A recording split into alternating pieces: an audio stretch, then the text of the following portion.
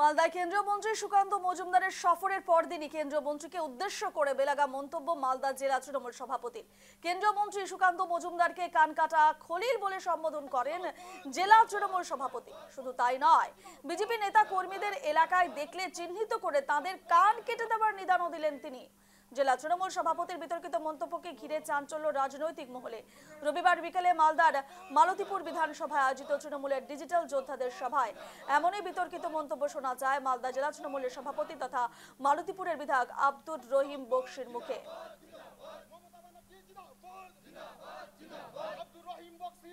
বেলাগা মালদা জেলা তৃণমূল সভাপতি সুকান্ত মজুমদার সম্পর্কে আব্দুর রহিম বক্সির কটু মন্তব্য, বিজেপি নেতা কর্মীদের কান কেটে দেওয়ার নিদান। জেলা তৃণমূল সভাপতির বিতর্কিত মন্তব্য ঘিরে চাঞ্চল্য রাজনৈতিক মহলে।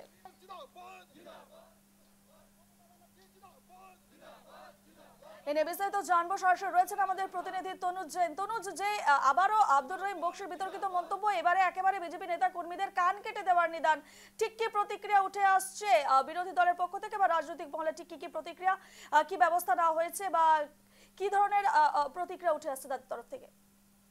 একেবারে দেখো, যে তৃণমূলের যে জেলা সভাপতি আব্দুর রহিম বক্সি এর আগেও বারবার কথা বলতে দেখা গেছে, বারবার আক্রমণ করতে দেখা গেছে।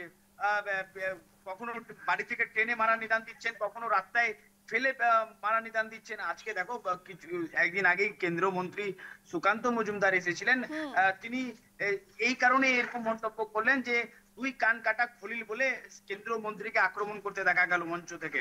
আর পাশাপাশি এলাকায় যারা বিজেপি নেতা কর্মীরা যাবে তাদেরকে চিহ্নিত করে তাদের কান কেটে নেওয়ার হুঁশিয়ারিও দিয়েছেন।